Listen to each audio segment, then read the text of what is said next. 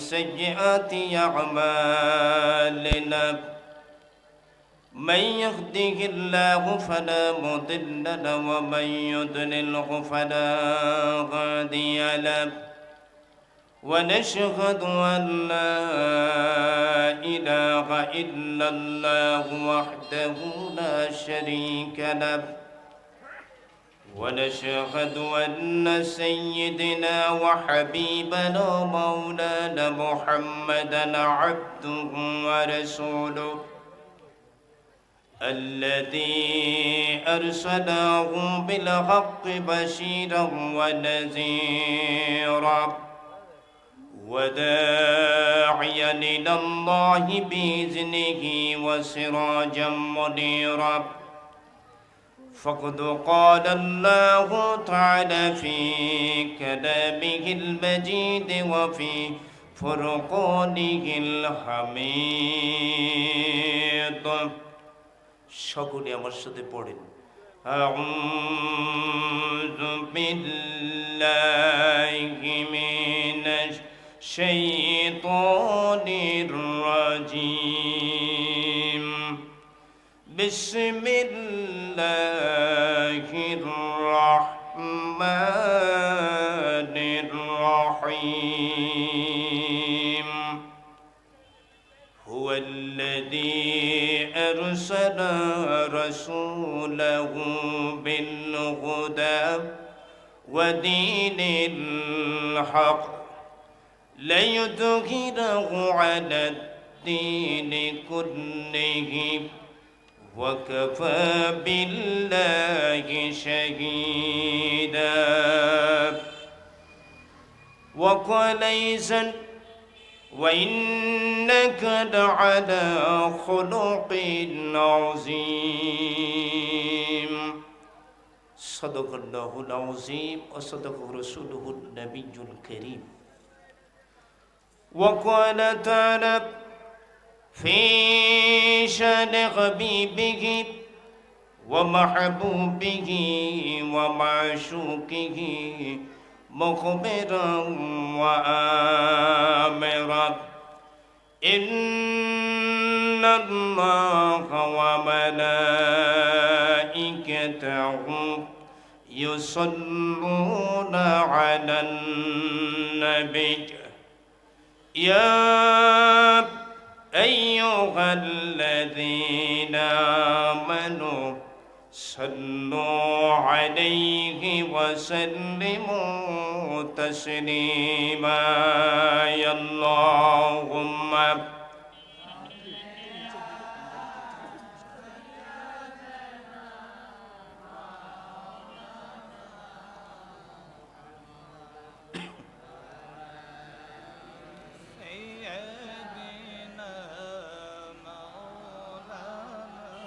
দারুদের আওয়াজ দেখে মনে হচ্ছে আর অল্প কিছুক্ষণের মধ্যেই আপনারা ঘুমিয়ে যাবেন।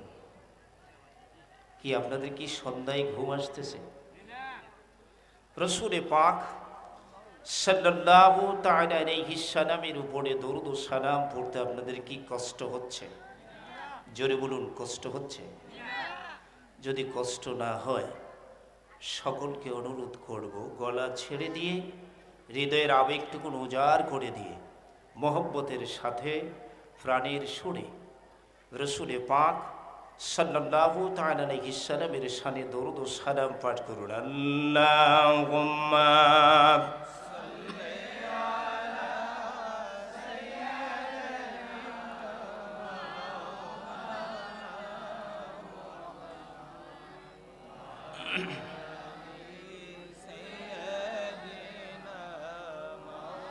আরো জোরে পড়ুন আল্লাহুম্মা সাল্লি আলা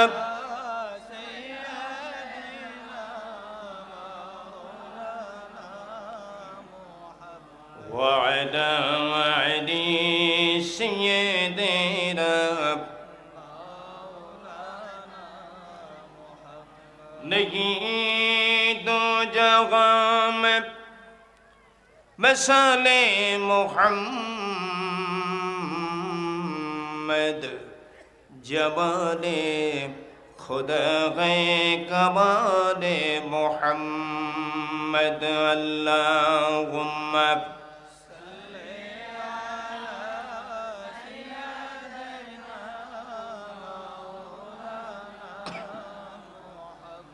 वअला अली सय्यदिना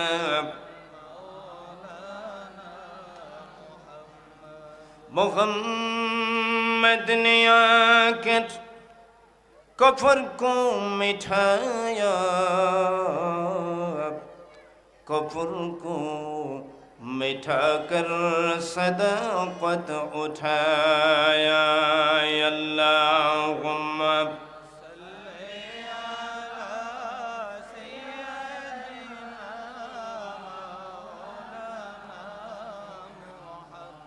वअला अली सय्यदिना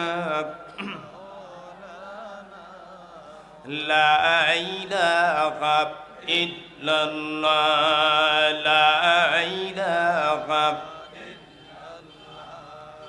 ला इलाहा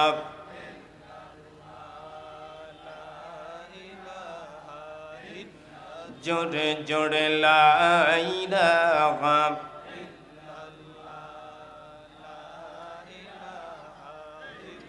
खेलो मोमिन प्रेम खेला मोरा रागे मरण भाला जीवित प्राणे मरिते पारले जीवित प्राणे मरिते पारले गुचिबे जाला ला इलाहा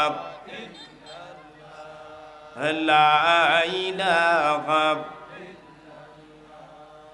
ला इलाहा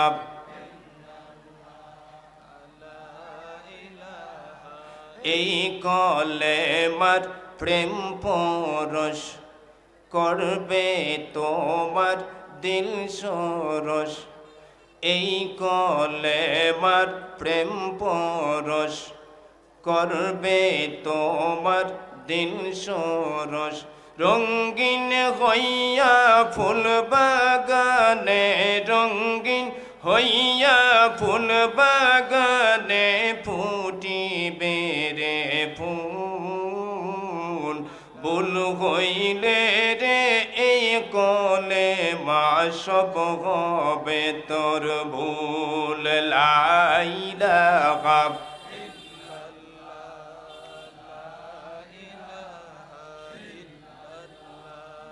লা ইলাহা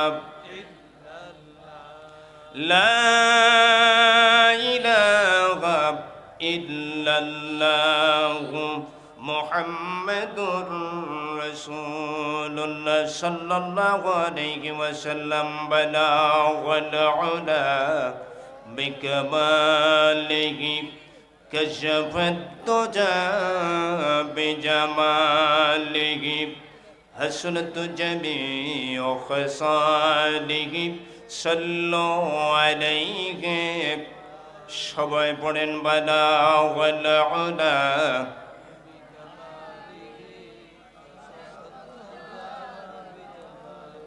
हसनत जमीउ खसालिहि सल्लु कदमों में मुस्तफ़ा मेरा मासर होता ओ खाक पाक होती यही मैं खक सर होता बलगल उला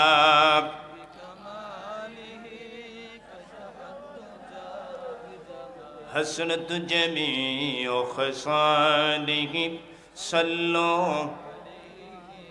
फूलाए फूल तो बुलबुल के तरन्नुम बीनगुम चमने दगर में कलियों का तबस्सुम बीनगुम बलगल उला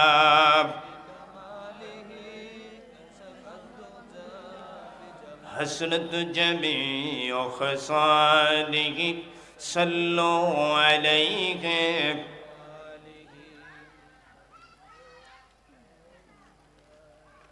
সদরে মুহতারাম, মঙ্গলের গাঁও মধ্যপাড়া পঞ্চায়েত কমিটির উদ্যোগে পবিত্র ঈদে মিলাদুন্নবী সাল্লাল্লাহু আলাইহি সাল্লাম ও এলাকার সকল কবরবাসীর রুহের মাগফিরাত কামনায় আয়োজিত 3 দিনব্যাপী ঐতিহাসিক ইসলামী মহাসম্মেলনের আজকের এই সমাপনী দিবসের সম্মানিত সভাপতি,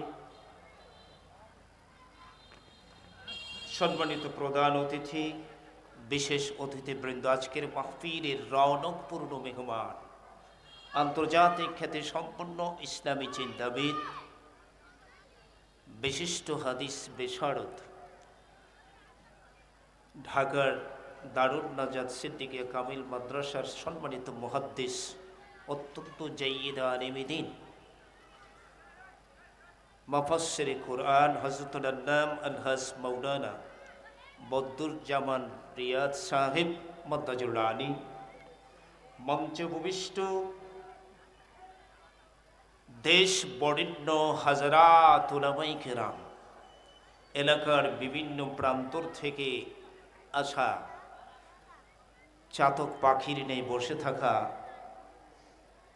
ইসলাম প্রিয় দিনদার ইমানদার মুসলমান ভাইরা, পর্দার ভিতরে অবস্থানরত আশিকা জাইদা, প্রাণপ্রিয়া মা ও ভগ্নীরা, প্রাণের যুবকেরা, স্কুল মাদ্রাসার ছাত্রবৃন্দ, নওজোয়ান ভাইরা, সম্মানিত সুধী মণ্ডলী, সকলের প্রতি আবারও আমার আন্তরিক মোবারকবাদ সালাম। আসসালামু আলাইকুম ওয়া রাহমাতুল্লাহি ওয়া বারাকাতুহু। আল্লাহ পাক সুবহান ওয়া তাআলার দরবারে অসংখ্য শুকর আদায় করছি যে মহান প্রভু 3 দিনব্যাপী ঐতিহাসিক ইসলামী মহাসম্মেলনের আজকের এই সমাপনী দিবসে আপনাকে আমাকে বক্তা আর শ্রোতা হিসাবে আল্লাহ মঞ্জুর করেছেন। কোরআন ও হাদিস থেকে কিছু মূল্যবান কথা শোনা এবং বলার সুযোগ আল্লাহ দান করেছেন। সকলেই উচ্চ আওয়াজে আমরা পড়ি আলহামদুলিল্লাহ। আরো জোরে বলুন আলহামদুলিল্লাহ। অনেকে বাসায় বসে চিন্তা করতেছে, দেশের হুজুরই তো আলোচনা করতেছে, আমরা একটু পড়ে যাই, কি বলেন? এরকম চিন্তা করতেছি কিনা বলেন? বদরুজ্জামান রিয়াদ সাহেব স্টেজে আসুক, তারপরে আমরা যাব। আমাদের এলাকার যে প্রবণতাটা তৈরি হয়েছে আবহমান কাল থেকে, যে আমরা প্রধান বক্তা যখন স্টেজে আসে তখন আমরা দৌড়ে আসি মাহফিলে। এক এক ফুলের এক এক গ্রান। 3 তারিখ থেকে শুরু হয়েছে। বিভিন্ন উলামায়ে কেরাম এখানে এসেছিলেন, বিভিন্ন অঙ্গিকে, বিভিন্ন ধারায় কোরআন হাদিসের আলোচনা করেছেন কি করেন নাই? সকলের আলোচনাই ভালো, ঠিক কিনা বলেন? এক একজন এক এক লাইটে আলোচনা করে থাকেন। কারো কণ্ঠ আছে, কারো কণ্ঠ নাই। আমরা চিন্তা করি কণ্ঠ কার ভালো আছে। কণ্ঠ যদি ভালো হয় তাহলে বসবো, আর ভালো না হলে আর নাই। কি সুন্দর করে ইনাই বিনাই বলতে পারে। আসলে কোরআন এক, হাদিস এক, রাসূল এক, আল্লাহ এক। কথা বলুন ঠিক কিনা? সমস্ত উলামায়ে কেরাম আল্লাহ এবং রাসূলের কথাই বলবেন। তবে শোনার হচ্ছে দায়িত্ব, শুনবেন, আমল করবেন, এটাই হচ্ছে কাজ, এটাই হচ্ছে। ওয়াইজা কুরিয়াল কোরআন ফাসতামিউ লাহু ওয়া আনসিতু লাআল্লাকুম তুফলিহুন। যেখানে কোরআনের তেলাওয়াত হয়, কোরআনের আলোচনা হয়, চুপ থেকে শোনা হচ্ছে ওয়াজিব। আর যদি চুপ থেকে আমি আর আপনি শ্রবণ করতে পারি, তাহলে আমার জন্য কামিয়াবি রয়েছে, আমার জন্য সফলতা রয়েছে। সুবহানাল্লাহ পড়েন। সুতরাং সম্মানিত ভাইরা আমার, আমি নগণ্য মানুষ। পৃথিবীর যত আলিম আছে তাদের মধ্য থেকে আমি হলাম সবচেয়ে ছোট। আমার চেয়ে ছোট আর কেউ আছে কিনা আমার মনে হয় না। তো যাই হোক, স্টেজে যেহেতু বসেছি, আর সেই পরিপ্রেক্ষিতে কোরআনে কারীম থেকে ছোট্ট 2টি আয়াতে কারিমার অংশ বিশেষ তেলাওয়াত করেছি। কোরআন থেকে তাফসির করে আপনাদের শোনাবার মতো যোগ্যতা আমার নেই, যদি আল্লাহ পাকের মর্জি না হয়। কার? জোরে বলুন, কার মর্জি? কার হতে হবে? আল্লাহ পাকের। আল্লাহ পাকের যদি মর্জি হয়, তার পক্ষ থেকে যদি রহমতের ধারা প্রবাহিত হয়, তাহলে কিছু কথা বলার ইচ্ছা রেখেছি। মদিনাওয়ালার পক্ষ থেকে রুহানি ফৈজাতের বরকত যদি আসে, ইচ্ছা রেখেছি কিছু কথা বলার জন্য। আল্লাহ পাক যেন তৌফিক এনায়েত করেন। সকলে বলেন আমিন। সম্মানিত ভাইরা আমার, গোটা পৃথিবী কিন্তু একটা জিনিসের উপরে খুব আতঙ্কিত আছে মানুষ, ঠিক কিনা বলেন? সেটা কি বলতে পারেন? Corona virus, COVID-19. এই করোনা ভাইরাসে পৃথিবীর মানুষকে একেবারেই স্তব্ধ করে দিয়েছে। আল্লাহ আমাদেরকে সৃষ্টি করেছেন। কে সৃষ্টি করেছেন? আমার কথাগুলো যদি বোঝার চেষ্টা করেন কাজে লাগবে, আমি মনে করি। আল্লাহ আমাদেরকে সৃষ্টি করেছেন। গোটা সৃষ্টি জগতের মধ্যে শ্রেষ্ঠ হচ্ছে মানুষ। শ্রেষ্ঠ কি? মানুষ। মানুষের উপরে আর শ্রেষ্ঠত্ব আল্লাহ কাউকে দেয়নি, দিয়েছে? সূরা তিনের মধ্যে আল্লাহ রাব্বুল আলামিন ঘোষণা দিয়েছেন, লাকাদ খালাকনাল ইনসানা ফি আহসানি তাকওয়িম। আমি মানুষকে অত্যন্ত সুন্দর করে সুগঠিত করে তৈরি করেছি। ওমা খালাকতুল জিন্না ওয়াল ইনসা ইল্লা লিয়াবুদুন। আমি মানুষকে বানাইছি শুধুমাত্র আমার দাসত্ব, আমার গোলামি করার জন্য। বিনিময়ে আমি অসংখ্য নাজ নিয়ামত দান করেছি। নাজ নিয়ামত দান করেছি। আমার ভাইরা, আমরা যেই জমিনটাতে বসা আছি, এই জমিনটা কিন্তু আল্লাহর। কি আল্লাহর কি না? আল্লাহ আমাদেরকে বসার সুযোগ করে দিয়েছেন, আমরা বসতে পেরেছি। আল্লাহ আমাদেরকে চলার সুযোগ করে দিয়েছেন, চলতে পারছি। আল্লাহ আমাদেরকে একটা জীবন দান করেছেন, সে জীবন আমরা উপভোগ করতেছি। কথা বলুন, ঠিক কিনা? সমস্ত ক্ষমতা কার? জোরে বলেন কার? ইন্নাল্লাহ আলা কুল্লি শাইইন কদির। নিশ্চয়ই আল্লাহ বলছেন, আমি সর্ববিষয়ের উপরে সর্বশক্তিমান। এখানে আসার সুযোগ কে দিয়েছেন? ঘর থেকে বের হয়েছেন, আপনি কি মনে করেছেন যে আপনি সহি সালামতে মাহফিলে পৌঁছতে পারবেন? দয়াটা কার লাগবে? জোরে বলেন কার? আল্লাহ আমাদেরকে দাসত্ব করার জন্য, গোলামি করার জন্য প্রেরণ করেছেন। বিনিময় দিয়েছেন একটা জীবন, বিনিময় দিয়েছেন একটা সুন্দর দেহ, বিনিময় দিয়েছেন আল্লাহ নাজ নিয়ামত। জমিন থেকে খাবার দাবার সব কিছু ব্যবস্থা করেছেন আল্লাহ। বিনিময় শুধু চান বান্দা যেন আমার কাছে কমপ্লিটলি সারেন্ডার করে, আত্মসমর্পণ আমার কাছে করে। তাহলে আমি আল্লাহ সন্তুষ্ট হয়ে যাব, রহমতের ধারা প্রবাহিত করে দেব। সুবহানাল্লাহ পড়েন। আমার ভাইরা, এই জমিনটা আল্লাহ বলছেন, আমার কথা নয়। মক্কায় যখন রাসূল পাক সাল্লাল্লাহু আলাইহি ওয়াসাল্লাম কালিমার দাওয়াত দিচ্ছিলেন, মক্কার মানুষ নবীর কথা একটু শুনতে চায় না। তুমি আবার নবী হইলা কবে? আমরাই তো সব কিছু। নবী হিসাবে যত নবী পৃথিবীতে এসেছিলেন, কোন নবীকেই সহসা মানবতা স্বীকৃতি দেয় নাই। বিপদে পড়ে, মুসিবতে পড়ে, নবীর উসিলায় উদ্ধার পাওয়ার পরে কালিমা পড়ে মুসলমান হয়েছে। কথা বলুন, ঠিক কিনা? মানুষ বড় সাংঘাতিক বেকায়দার চিজ। মানুষ বড় সাংঘাতিক বেকায়দার চিজ। এই জন্য আল্লাহ রাব্বুল আলামিন, আমরাও কিন্তু আল্লাহকে স্বীকৃতি দেই নাই যতক্ষণ না পর্যন্ত আমাদের খাবার বন্ধ করেন নাই।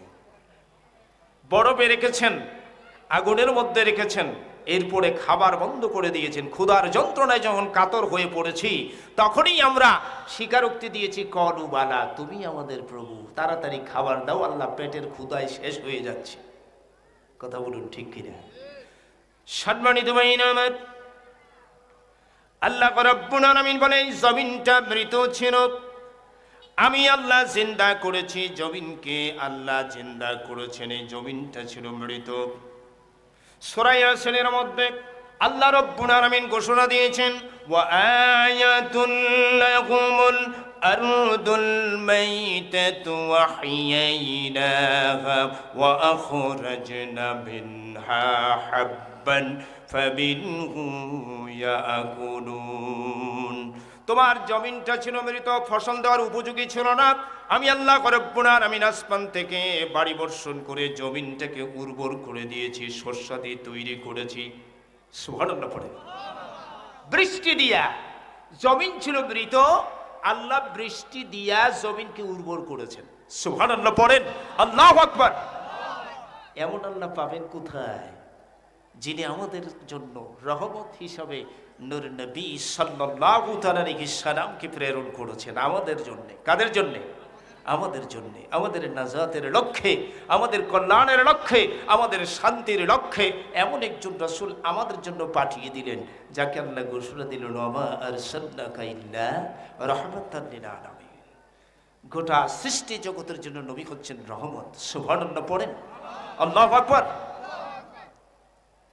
আমার ভাইয়েরা, আল্লাহ রাব্বুল আলামিন বলেন জমিনটা মৃত ছিল, ফসল দেওয়ার উপযোগী ছিল না, আমি আসমান থেকে বৃষ্টি দিয়া জমিনকে উর্বর করেছি।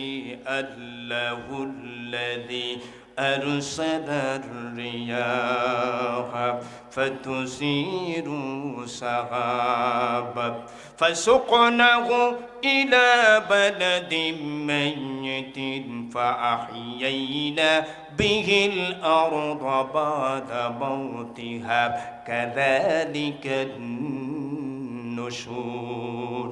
আমি সমুদ্রের পানিগুলিকে আমি বাষ্পীয় করে আকাশে উঠাই দিলাম, এটাকে মেঘমালায় পরিণত করে দিলাম।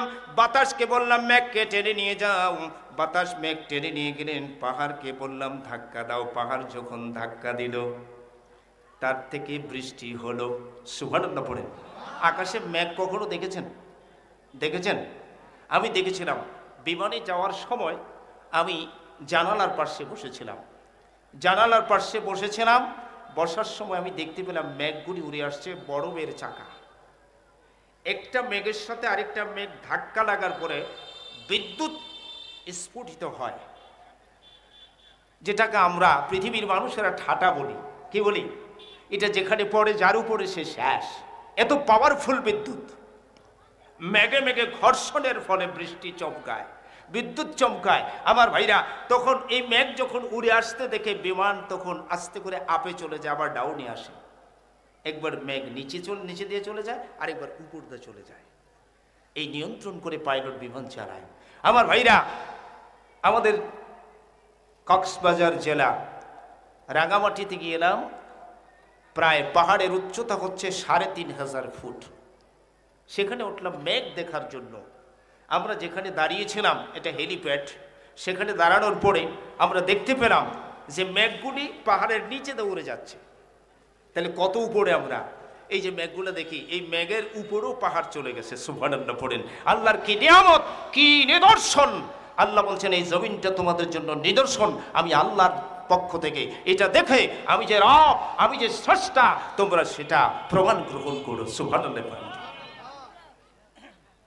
আবার ভাইন আল্লাহ বলেন সমুদ্রের পানিগুলি লোনা পানি। লোনাটা মিষ্টি। এই লোনা পানিগুলি যদি লোনা অবস্থায় নাজিল করে দিতাম, তোমার জমিন ফসল দিতে পারত না। আমি কি করলাম? লাউ নাশাউ জাআলনাহু জাজান ফালাউলা তাশকুরুন। সমুদ্রের পানিগুলিকে আমি মিষ্টি করে আকাশে উঠাই দিলাম, মিষ্টি করে আকাশে উঠাইয়া তার থেকে বর্ষণ করে দিলাম, জমিনে ফসল হলো। কি হলো?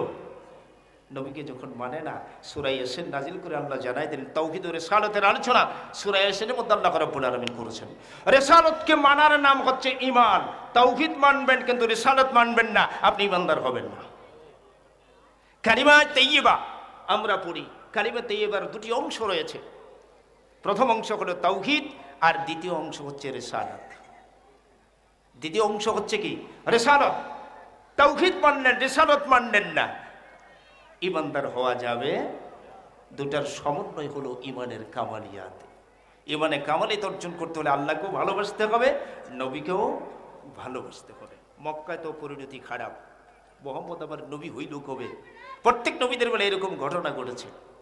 আমি সেদিকে যাচ্ছি না।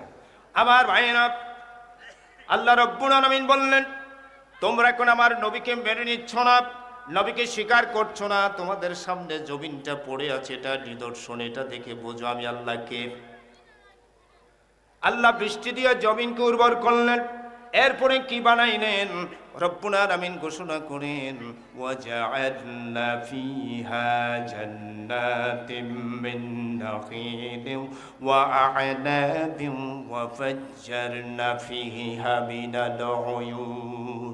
আঙ্গুর আর খেজুরের বাগান তৈরি করলাম, যার ভিতরে ঝর্ণা ধারা প্রবাহিত করলাম। আঙ্গুরের মধ্যে রস আছে না নাই? কথা বলুন, আসে না নাই? এটা কে দিল? মিষ্টি করে রসটা তৈরি করে দিল। আল্লাহ বলে ঝর্ণা ধারা, খাজুরের মধ্যে রস আছে না কি নাই? আমাদের দেশে সেভাবে খেজুর হয়তো হয় না। সৌদি আরব চলে যান, ইরাকে চলে যান, আবুধাবি চলে যান, দুবাই চলে যান, সেখানে দেখবেন খাজুরের কি প্রভাব। সৌদি আরবে গেলে খাজুর খাইতে খাইতে শেষ। এত প্রচুর পরিমাণে খাজুর সেখানে হয়।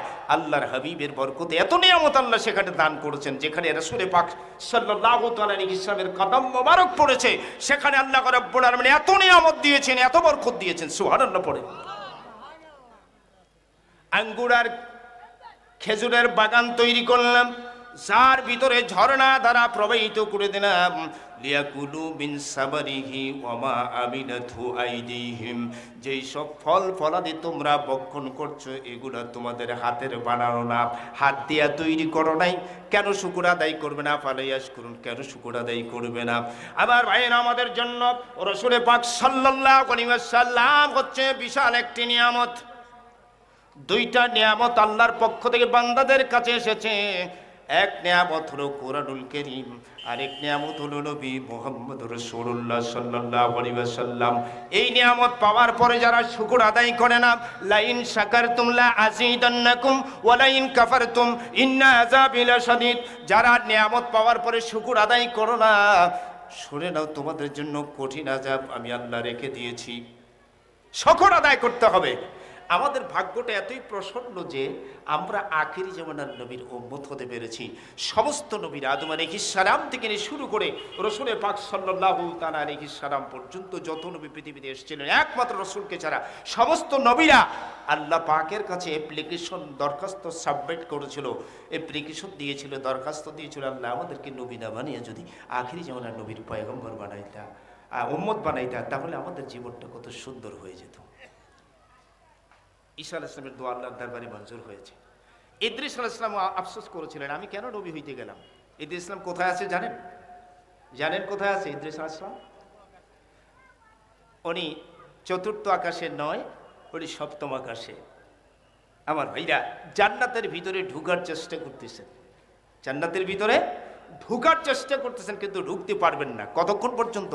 যতক্ষণ না পর্যন্ত আখিরি জামানার পয়গম্বর নবী মুহাম্মদ রাসূলুল্লাহ সাল্লাল্লাহু আলাইহি ওয়াসাল্লাম জান্নাতের তালা না খুলবেন, নবীজি প্রবেশ না করবেন, নবীর উম্মতে মুহাম্মদী প্রবেশ না করবে, কোন নবী কোন নবীর উম্মতের জন্য জান্নাতে ঢোকা হারাম। ইন্নাল জান্নাতা হুরিমাত আলাল আমবিয়াই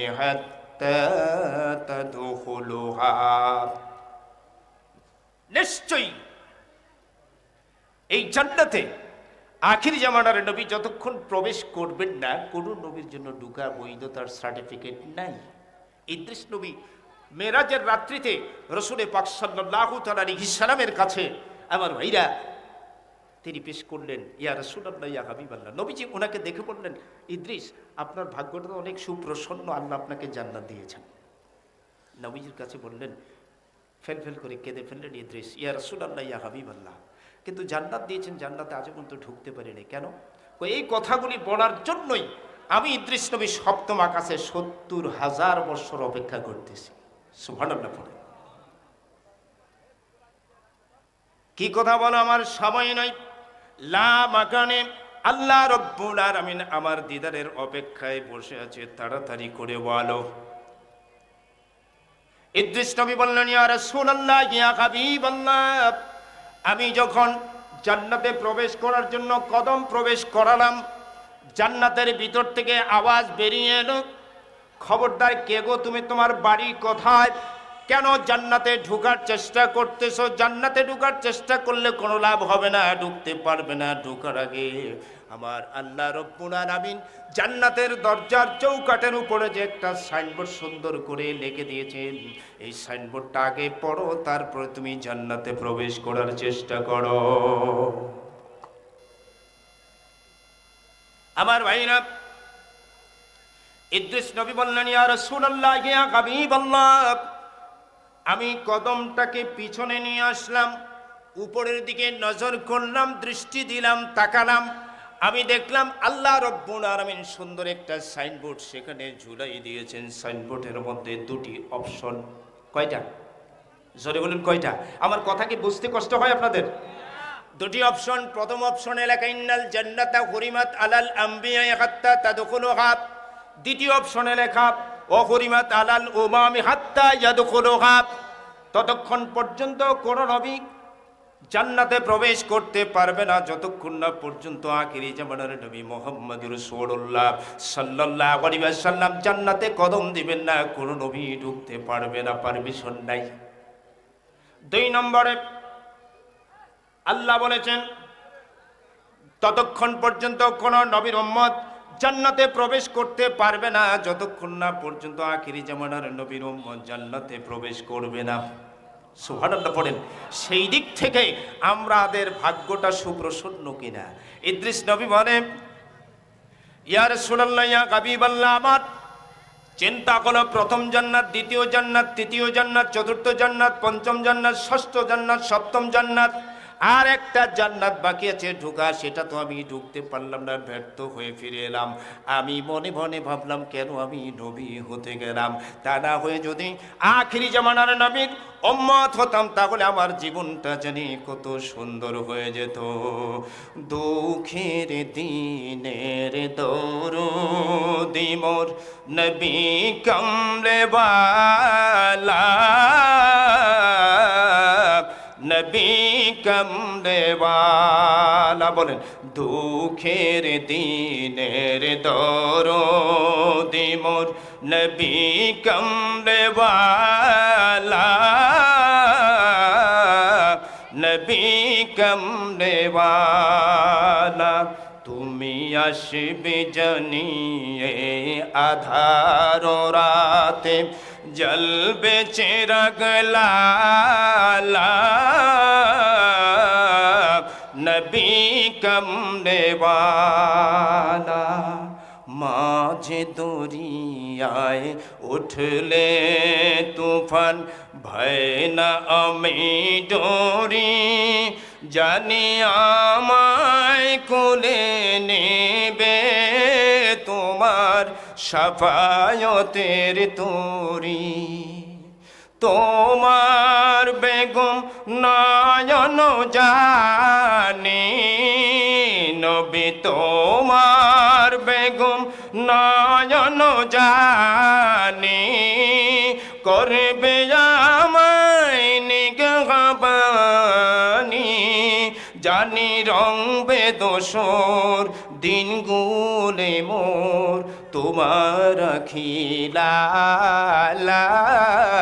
নবী কমলে বালা। দুঃখের দিনের দরদি মোর নবী কমলে বালা, নবী কমলে বালা। মারহাবা বলেন, আল্লাহু আকবার। আমার ভাইরা কবি নজরুল তার ভাষা তার লিখনি দিয়ে গোটা বিশ্বে প্রমাণ করে দিলেন রসুল পাকের উপরে মর্যাদা সম্পন্ন দ্বিতীয় কোনো ব্যক্তি আর নেই। আছে নাকি? কথা বলুন, আছে নাকি? নাই।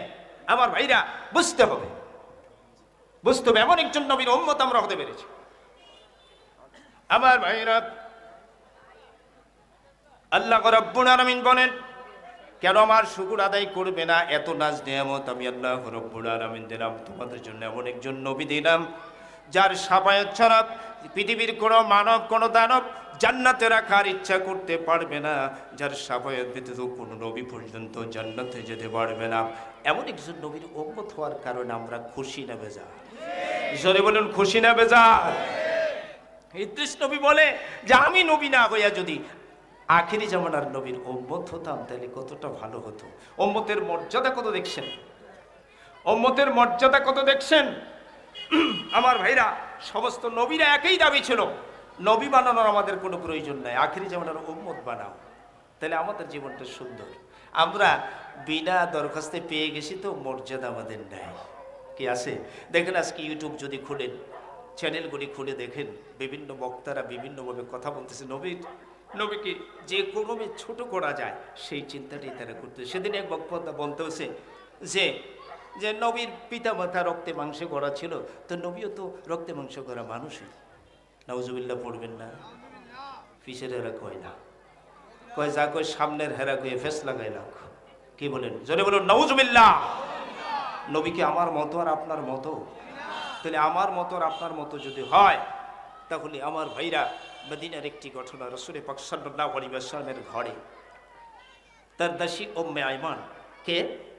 উম্মে আইমান প্রবেশ করলেন ঘরকে পরিষ্কার করার জন্যে। কি করার জন্যে?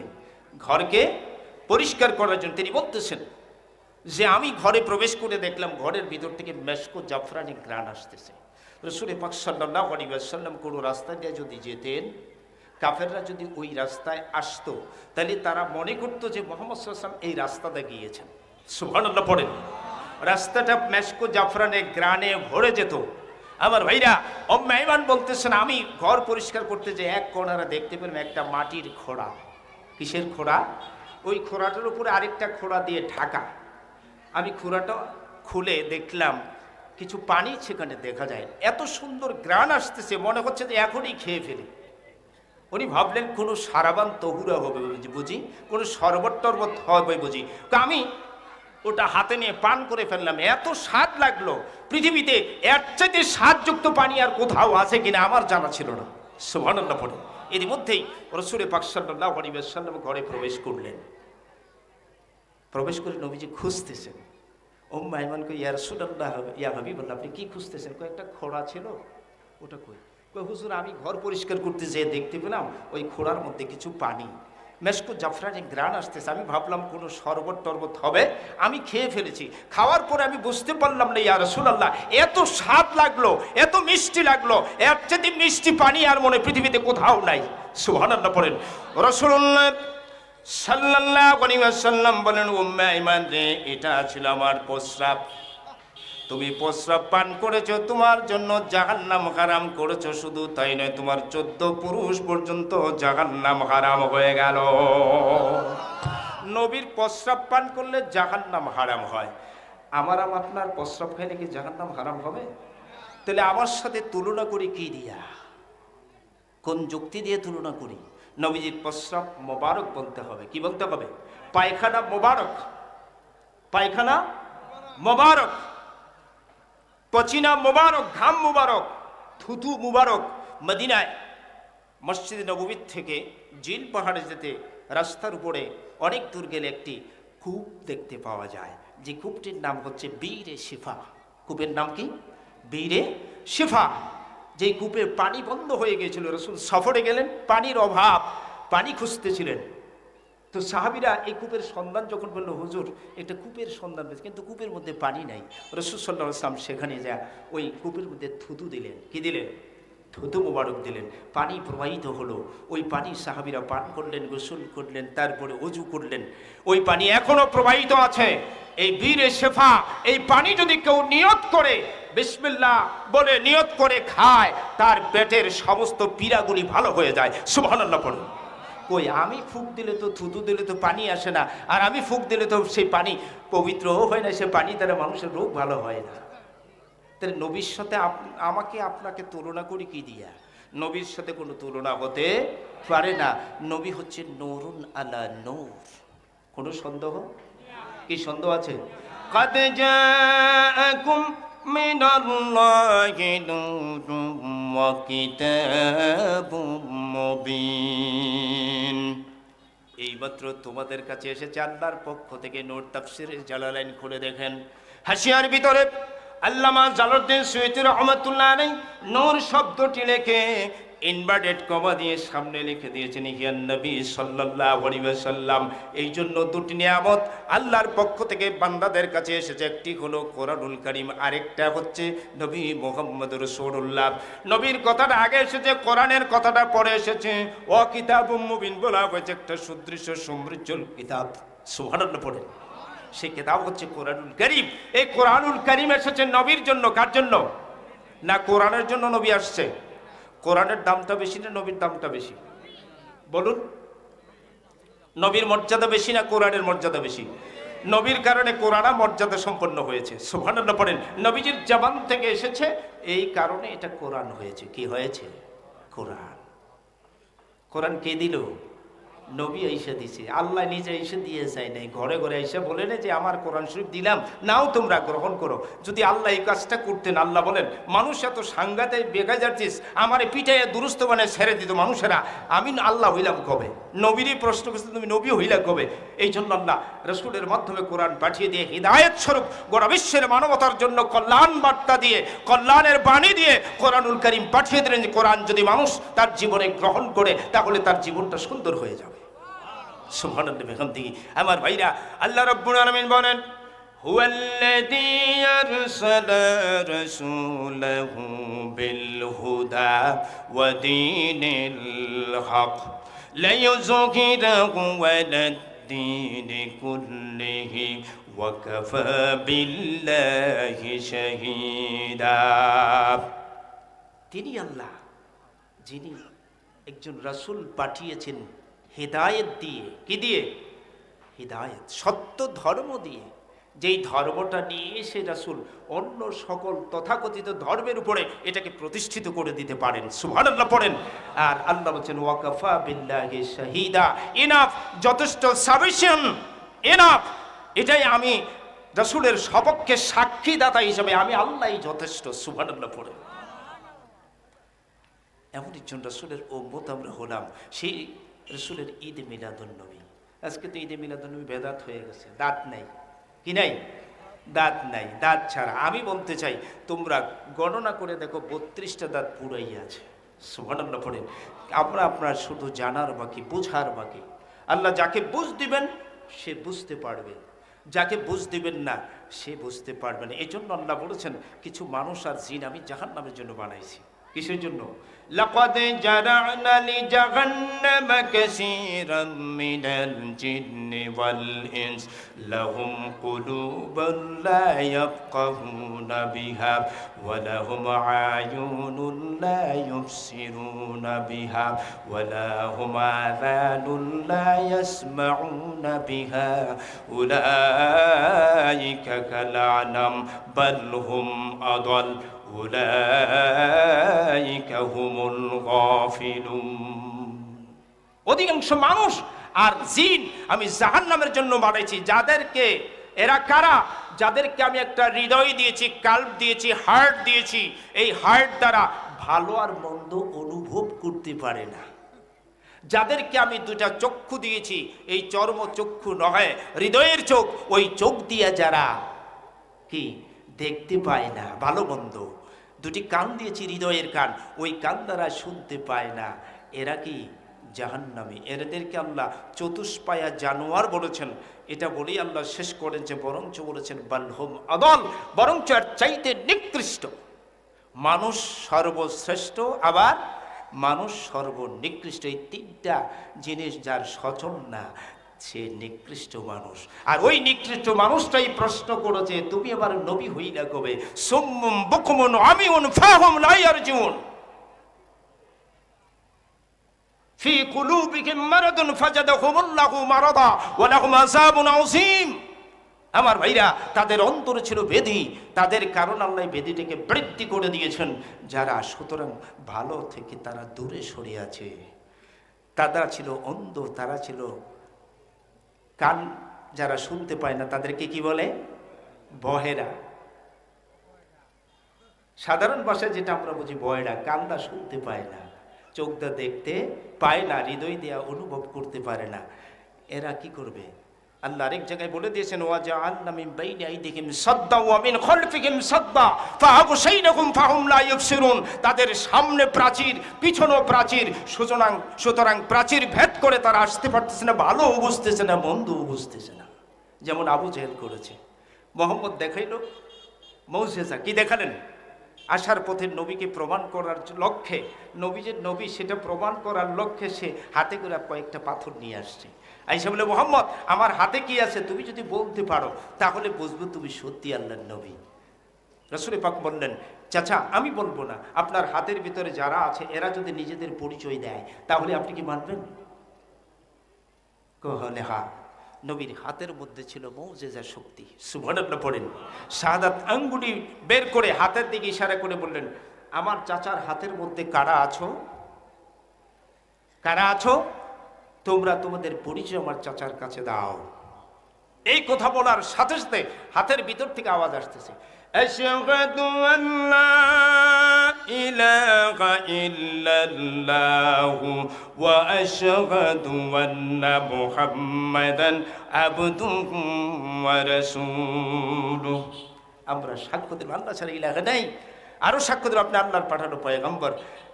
ইয়া রাসূলুল্লাহ, ইয়া হাবিবাল্লাহ, নাহনু সালাসা হাজার। আমরা আপনার চাচার হাতের ভিতরে কয়েকটা পাথর ছাড়া আর কিছুই না। আপনাকে পরীক্ষা করার জন্য আপনার চাচা আসার সময় আমাদেরকে রাস্তার থেকে টুকাই নিয়ে আসছে। বলে দিলেন কার কাছে? রাসূল পাকের কাছে।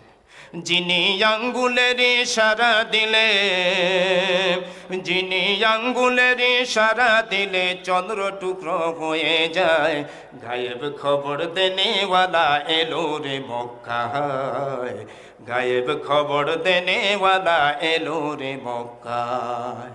যিনি আঙ্গুলের ইশারা দিলে, যিনি আঙ্গুলের ইশারা দিলে চন্দ্র টুকরো হয়ে যায়, গায়েব খবর দেনেওয়ালা এলো রে মক্কায়, গায়েব খবর দেনেওয়ালা এলো রে মক্কায়। দিনের নবী মুস্তাফায় রাস্তা দিয়া যায়, মেঘে সে ছায়া দিত নবীজির মাথায়। ওরে গাছ বৃক্ষ আর তরুলতা, ওরে গাছ বৃক্ষ আর তরুলতা, চুমু দিত নবীর পায়ে, গায়েব খবর দেনেওয়ালা এলো রে মক্কায়, গায়েব খবর দেনেওয়ালা এলো রে মক্কায়। যিনি আঙ্গুলের ইশারা দিলে, যিনি আঙ্গুলের ইশারা দিলে চন্দ্র টুকরো হয়ে যায়, গায়েব খবর দেনেওয়ালা এলো রে মক্কায়, গায়েব খবর দেনেওয়ালা এলো রে মক্কায়। সুবহানাল্লাহ পড়েন, আল্লাহু আকবার। আমার ভাইয়েরা, এমন একজন নবীর আমরা উম্মত হলাম। মক্কায় আবু জাহেল যখন একা মুহাম্মদের সাথে পারছিল না, হাবিব বিন মালিককে দাওয়াত দিল মক্কায়, যে হাবিব বিন মালিককে নিয়ে একসাথে করে মুহাম্মদের বিরুদ্ধে সংগ্রাম করতে হবে, মুহাম্মদের ধর্মের দাওয়াত বন্ধ করতে হবে। সম্ভব? কে বলেন সম্ভব? এটা কে প্রতিষ্ঠা করবেন? ইউরিদুনা লিইউতফিউ নূরাল্লাহি বিআফওয়াহিহিম ওয়াল্লাহু মুতিম্মু নূরিহি ওয়ালাউ কারিহাল কাফিরুন। তোমরা ইচ্ছা করলে আমার আলোকে নির্বাপিত করে দিতে পারবে না, দাওয়াতকে বন্ধ করে দিতে পারবে না। আমি আমার নূরকে, আমার আলোকে প্রতিষ্ঠিত করবই, তোমাদের কলজায় যত আগুন লাগুক। সুবহানাল্লাহ বলুন। সম্ভব? কি বলেন সম্ভব? হাবিব বিন মালিককে দাওয়াত দিলেন, দাওয়াত দিয়ে নিয়ে আসলেন মক্কায়। বিশাল আয়োজন, বিশাল একটা স্টেজ তৈরি করা হয়েছে। কি করা হয়েছে? স্টেজ। সেখানে চেয়ার রাখা হয়েছে দুইটা। কয়টা? একটার মধ্যে হাবিব বিন মালিক বসবে, আরেকটার মধ্যে আবু জাহেল উঠবে। একটা রূপার চেয়ার আর একটা স্বর্ণের চেয়ার। স্বর্ণের চেয়ারকে বসার জন্য ওই প্রেসিডেন্ট হাবিব বিন মালিক, হাবিব বিন মালিক বসবে স্বর্ণের চেয়ারে। রাসূলের এক সাহাবী সংবাদ পাইয়া নবীজির কাছে যায় সংবাদ দিলেন, ইয়া রাসূলুল্লাহ, ইয়া হাবিবাল্লাহ, মক্কায় আপনার বিরুদ্ধে সংগ্রাম পরিষদ গড়ে তোলার জন্যে হাবিব বিন মালিককে দাওয়াত দিয়ে নিয়ে আসছে আপনার বিরুদ্ধে সংগ্রাম করার জন্য। সে স্বর্ণের চেয়ার তৈরি করেছে, সেই চেয়ারে নাকি হাবিব বিন মালিক বসবে। নবীজি বললেন, দেখো কি হয়। আমার ভাইরা, আবু জাহেল প্রেসিডেন্ট যখন চলে আসছে অন্য দেশে, আমাদের দেশে আসলে কেমন সম্মান প্রদর্শন করে কিনা, গার্ড অফ অনার দিয়ে নিয়ে আসলো। স্টেজে বসলেন, আবু জাহেল উপরে, হাবিব বিন মালিক উপরে। কেউ চেয়ারের মধ্যে বসে না, কেউ চেয়ারের মধ্যে বসে না, দাঁড়ায় কথাবার্তা হচ্ছে। কি চাই, কেন আমাকে ডেকেছেন? মোহাম্মদ আমাদের বাপদাদার ধর্মের উপরে কালিমা লেপে দিয়া নতুন এক ধর্মের প্রচার করছে। আল্লাহ নাকি একজন, তার কোনো শরিক নেই, আমরা লাত মানতের পূজা করি, মূর্তি পূজা করি, এটা নাকি বন্ধ করতে হবে। তাই নাকি? তাহলে কি সাহায্য করতে হবে? আপনার সৈন্য দিয়ে সাহায্য করবেন, আমরা মোহাম্মদকে ধরে নিয়ে আসব। কত বড় সাহস, কত বড় দুঃসাহসিকতা! নবীকে ধরে আনতে চায়। আল্লাহর আকাশের নিচে জমিনের উপরে এমন কোনো শক্তি তৈরি করেছেন নবীকে ধরে নিয়ে আসার জন্য। কথা বলেন, করেছেন? আমার ভাইয়েরা, আবু জাহেল বলল, হাবিব বিন মালিক জিজ্ঞাসা করল, মোহাম্মদ এখন কোথায়? মোহাম্মদ এখন আব্বাসের বাড়িতে আছে। লোকজন নিয়ে ছুটল, সৈন্য সামন্ত নিয়ে। নবীজি ঘরের ভিতরে জামা খুলে খোরমা খাচ্ছিলেন অথবা রুটি খাচ্ছিলেন। হযরত আব্বাস নবীর চাচা বাড়ি নেই, চাচি আম্মা ঘরের মধ্যে আছেন। এমন সময় যে দরজার পরে নক করেছে, অনেক লম্বা কথা সংক্ষেপে বলছি, দরজার মধ্যে নক করেছে। ভেতর থেকে আওয়াজ আসলো, কে? আমরা আবু জাহেলের লোক, মোহাম্মদ দরজা খোলো, আমরা এসেছি তোমাকে ধরে নিয়ে যাওয়ার জন্য। নবীজি দরজা খুলে দিলেন। ভয় পাইছে? কে বলেন ভয় পাইছে? দরজা খুলে দিলেন। কাফেররা সব যায় ভিতরে, যে নবীকে ঘেরাও করে ধরেছে। মোহাম্মদ আমাদের সাথে চলো। কয়েকটু সময় তো আমি জামাটা পরে আসি। চাচি আম্মা ভিতর থেকে শুনতেছে, মোহাম্মদ কাদের সাথে তর্ক হচ্ছে? কয়, চাচি আম্মা আবু জাহেল লোক পাঠাইছে আমাকে ধরে নিয়ে যাওয়ার জন্য। চাচি আম্মা বলতেছে, বাবা তুমি যাইও না, তোমার চাচা বাড়ি নাই, তোমার চাচার হাতে তুলে দিয়ে গেছে তোমাকে, তুমি যেও না। আমার ভাইয়েরা ঘরের ভিতরে যাইয়া চাচি আম্মার গলার মধ্যে জড়াই ধরে বলে, ও চাচি আম্মা, আমার মা নাই, বাবা নাই, আপনি আমার চাচি আম্মা, আপনি চিন্তা করবেন না, আমি যাচ্ছি।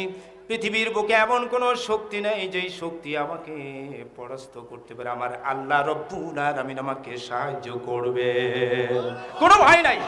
নবীজি চলে আসলেন ওদের সাথে। স্টেজের কাছাকাছি যখন এলো, হাবিব বিন মালিক দূর থেকে দেখতেছে। হাবিব বিন মালিক দূর থেকে দেখতেছে। নবীজি আসলেন, স্টেজের কাছে চলে গেলেন। অনেক লম্বা কথা। হাবিব বিন মালিক ডান হাতটা বাড়াই দিলেন, নবীকে ধরে স্টেজে উঠাইয়া ওই স্বর্ণের চেয়ারের মধ্যে বসাই দিলেন। আল্লাহু আকবার বলবেন না? নবীর মর্যাদা কোথায়? ওয়া রাফা'না লাকা যিকরাক, সর্বোচ্চ সম্মান দিয়েছেন আল্লাহ। আমরা সম্মান কমানোরও ক্ষমতা নাই, বাড়াইবারও ক্ষমতা।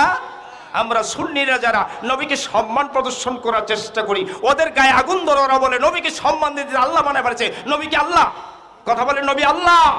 নবীর ব্যাপারে রেসপন্সিবিলিটি দিয়েছেন আল্লাহ রাব্বুল আলামিন, আর সেই রেসপন্স হচ্ছে কোরআনুল কারীম। সুবহানাল্লাহ পড়ুন।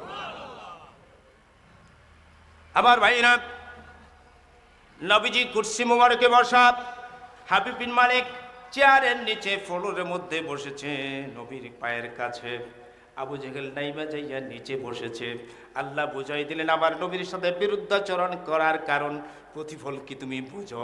তুমি স্টেজে বসার কথা ছিল, এখন মাটিতে বসেছো। আল্লাহ কোথায় নিয়ে নামাই দিয়েছে আবু জাহেলকে। হাবিব বিন মালিক বলতেছে, আপনি তো নবী। বলে হ্যাঁ। আপনি নাকি আখিরি জামানার নবী? বলে হ্যাঁ। আমি তো জানি আখিরি জামানার নবীর এমন পাওয়ার যে সূর্যকে ডুবাইতে পারে, চন্দ্রকে উদয় করতে পারে। আপনার কি সেই ক্ষমতা আছে? কথা আপনি কি দেখতে চান? আমি দেখতে চাই আপনি সূর্যটাকে ডুবাইতে পারেন। তো ডুবাইতে পারলে কি হবে? ডুবাইতে পারলে আমি আপনার কালিমা পড়ে মুসলমান হব। সুবহানাল্লাহ পড়েন। নবী কি কাজটা করবে না করবে না? আবু কুবাইস পাহাড়ে উঠে চন্দ্রকে দ্বিখণ্ডিত করেছিল আবু জাহেলের সামনে। আবু জাহেল বলেছিল, মোহাম্মদ এতদিন জানতাম জমিনে তুমি জাদু লাগাইছো, এখন তুই আসমানটা লাগাইতে শুরু করছো। দেখাইলো মুজিজা, আর বলল কি জাদু। এটা ছিল মানুষের চিরাচরিত অভ্যাস। সমকালীন যুগের মানুষের চরিত্র ছিল এটা। নবীদেরকে চরিতার্থ করা, তাদের অপমান পদদলিত করে, এটা ছিল মানুষের কাজ, যারা নাফরমান ছিল। আমার ভাইয়েরা, নবীজি বললেন, হাবিব বিন মালিক, সূর্যকে ডুবাই দিয়া যদি চন্দ্রকে উদিত করতে পারি, আপনি ওয়াদা দিয়েছেন কালেমা পড়ে মুসলমান হবেন। নবীজি নিচে নেমে গেলেন, 2 রাকাত নামাজ আদায় করলেন, আল্লাহর কাছে দোয়া করলেন, রব্বুল আলামিন তোমার নবী যে নবী, তার প্রমাণ আজকে তারা চায়। সুবহানাল্লাহ বলেন। তুমি প্রমাণ দিয়ে দাও। নবীজি স্টেজে আসলেন। হাবিব বিন মালিক, আপনি কি ওয়াদা দিয়েছেন কালেমা পড়ে মুসলমান হবেন? রাসূল পাক সাল্লাল্লাহু আলাইহি ওয়াসাল্লাম স্টেজে দাঁড়াইয়া শাহাদাত আঙ্গুলি বের করে সূর্যকে ডাক দিলেন, ইয়া আইয়ুহাস শামস, গাড়াবে, ও সূর্য তুমি ডুবে যাও। হাবিব বিন মালিক দেখতেছে সূর্য আস্তে আস্তে ডুবে যাচ্ছে। সুবহানাল্লাহ পড়ে আল্লাহু আকবার। সূর্য ডুবে গেল, এখন অন্ধকার হয়ে গেছে। কি হয়ে গেছে? অন্ধকার। নবীজি বলেন আইয়ুল কামার তলু'আ, ও চন্দ্র তুমি উঠে যাও। হাবিব বিন মালিক দেখলেন চন্দ্র উঠে গেল, মধ্য আকাশে সে সারা পৃথিবী আলোকিত করে ফেলেছে। হাবিব বিন মালিক আশ্চর্য হয়ে গেল, তিনিই তো আখিরি জামানার পয়গম্বর, যার মুজিজা আজকে প্রত্যক্ষ প্রমাণিত হলো। সাথে সাথে হাবিব বিন মালিক নবী মুহাম্মদ রাসূলুল্লাহ সাল্লাল্লাহু আলাইহি ওয়াসাল্লামের কদম মোবারক জড়ায় ধরে বলেন, আশহাদু আল্লা ইলাহা ইল্লাল্লাহু ওয়াহদাহু লা শারীকা লাহু ওয়া আশহাদু আন্না মুহাম্মাদান আবদুহু ওয়া রাসূলুহু। কালিমা পড়ে মুসলমান হয়ে গেলেন। আবু জাহেল কই, আনলাম কারে? ক্ষেতের মধ্যে বেড়া দেওয়ার জন্য বেড়াই তো ক্ষেত খাইয়া ফেলাইলো। হিদায়াত কার কখন আসবে? আল্লাহ আগেই বলে দিয়েছেন, এমন এক ধর্ম দিয়ে পাঠিয়েছি, এমন এক রাজ দিয়ে পাঠিয়েছি যেটা অন্য তথাকথিত ধর্মের উপরে প্রতিষ্ঠিত করে দিতে পারে। সর্বোচ্চ পাওয়ার, সুপারলেটিভ পাওয়ার দিয়ে আল্লাহ তার হাবিবকে পাঠিয়েছেন। সুবহানাল্লাহ বলে। আমার ভাইরা, এমন একজন নবীর উম্মত আমরা হতে পেরেছি। কবি নজরুল সারাটা জীবন তার লিখনি দিয়ে নবীজির প্রশংসা তুলে ধরেছেন। আর আমরা একটু প্রশংসা করলে অন্যের গায়ে আগুন ধরে যায়। আমি ছেড়ে দেব, সমস্যা নেই। আমার ভাইরা, তো কবি নজরুল সারাটা জীবন ওনার লিখনি দিয়ে আল্লাহর প্রশংসা আর নবীর প্রশংসা, যার কারণে আজকে সারা পৃথিবীতে সমাদৃত। নবীর আগমনকে উপলক্ষে অনেক নাতে রাসূল তিনি রচনা করেছেন। তোরা দেখে যায় আমেনা মায়ের কোলে, তোরা দেখে যা আমেনা মায়ের কোলে, যেথা পূর্ণিমার সেথা চাঁদ দোলে, তোরা দেখে যায় আমেনা মায়ের কোলে। সুবহানাল্লাহ পড়ে। ত্রিভুবনের প্রিয় মুহাম্মদ এলো রে দুনিয়ায়, আয় রে সাগর আকাশ বাতাস দেখবি যদি আয়। যার লিখনি দিয়ে রাসূলের পাকের প্রশংসা, আল্লাহ তার মর্যাদা বাড়াবেন না কমাবেন? কথা বলেন। আপনি যদি নবীর প্রশংসা আপনার জবান দিয়ে করেন, আপনি অন্তর দিয়ে নবীকে ভালোবাসেন, আপনার মর্যাদা আল্লাহ রাব্বুল আলামিন উপরে উঠাই দিবেন। দিবেন কি দিবেন না বলেন? নবীর ভালোবাসাকে আমরা চাই। আমাদের প্রধান মেহমান চলে আসতেছে, আমি অল্পক্ষণের মধ্যে শেষ করে দেবো ইনশাআল্লাহ। আমি আপনাদের দেশের সন্তান, শুধু কর্তব্যের খাতিরে এখানে বসেছি কিছু কথা বলার জন্য। না আপনাদের কষ্ট হচ্ছে? আল্লাহুম্মা সাল্লি আলা মাওলানা মুহাম্মাদ ওয়া আলা আলি।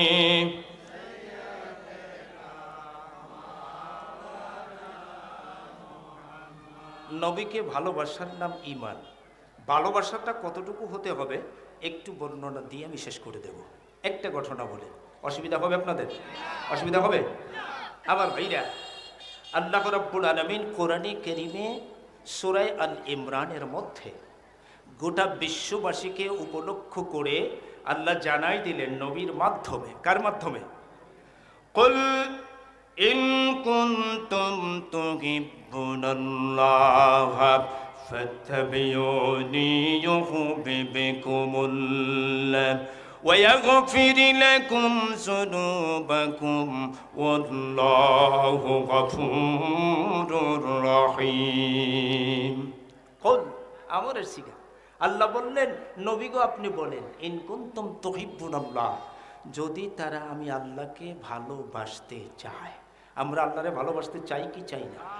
আমাদের ইবাদত, আমাদের নামাজ, আমাদের রোজা, আমাদের জাকাত, আমাদের মিলাদ, আমাদের দরুদ, আমাদের সমস্ত ইবাদত সন্তুষ্টি কার জন্য করতে চাই? কার জন্য করি? আল্লাহর সন্তুষ্টি। আল্লাহ বলতেছেন যদি চাও নবী গো আপনি বলেন, ফাত্তাবিউনি, আমি নবীকে অনুসরণ করো, আমি নবীকে অনুসরণ করো। যদি আল্লাহর হাবিবকে আল্লাহ বললেন অনুসরণ যদি পরিকৃত পক্ষে করতে পারে, তাহলে ইউহিব্বুকুমুল্লাহ, তারা আমার ভালোবাসা পেয়ে যাবে। তারা আমার ভালোবাসা পেয়ে যাবে। শুধু ভালোবাসা নয়, ওয়াগফির লাকুম যুনুবাকুম, তাদের জীবনের সমস্ত গুনাহ সমূহ আমি আল্লাহ মাফ করে দেব। সুবহানাল্লাহ পড়েন। আল্লাহু গফুরুর রহিম, আল্লাহ পরম দয়ালু এবং দাতা। সুবহানাল্লাহ পড়েন। আমার ভাইরা, হযরতে আবু হুরায়রা রাদিয়াল্লাহু তাআলা আনহু নবীজির কাছে এসে কাঁদতেছিলেন। নবীজি বললেন, আবু হুরায়রা কান্দো কেন? ইয়া রাসূলুল্লাহ, ইয়া হাবিবাল্লাহ, আমার মা আমাকে মেরেছে, তোমার মা তোমাকে কেন মারল? ইয়া রাসূলুল্লাহ, ইয়া হাবিবাল্লাহ, অনেক রাত্রিতে আপনার দরবার থেকে বাড়ি ফিরেছিলাম, আমার মা ছিল মুশরিক, আমার মা ছিল কাফের। আমি দরজার পরে যে নক করলাম, ভেতর থেকে আওয়াজ আসলো, কে? দরজা খুলে দিল মা আমার রাগান্বিত অবস্থায়, হাতে একটা লাঠি। আমাকে বলল, মুহাম্মদ, তুমি আবু হুরায়রা কোথায় গিয়েছিলেন? আবু হুরায়রা বলে, ইয়া রাসূলুল্লাহ, ইয়া হাবিবাল্লাহ, আমি বললাম, মা তাম পৃথিবী যার কদম মুবারকে চুমু দিতে পারলে নিজেকে ধন্য মনে করে সে রাসূল পাক সাল্লাল্লাহু আলাইহি ওয়াসাল্লামের দরবারে ছিলাম, আসতে দেরি হয়ে গিয়েছে। এই কথা বলার পরে আমার মা আমাকে মারতে শুরু করলো আর বলল, হয় আমার ঘর ছেড়ে দাও, না হয় মুহাম্মদ সাল্লাল্লাহু আলাইহি ওয়াসাল্লামের ঘরটা ছেড়ে দাও। এখন আবু হুরায়রা কি করবে? রাসূলের ঘরটা ছেড়ে দিব, কি বলেন? দেবে? আবু হুরায়রা বলছেন, ইয়া রাসূলুল্লাহ, ইয়া হাবিবাল্লাহ, আমি বললাম, মা তোমার দেহের মধ্যে যত শক্তি আছে সমস্ত শক্তি প্রয়োগ করে আমাকে আঘাত করো, তোমাকে সহ আমি তাম পৃথিবী ছেড়ে দিতে পারি।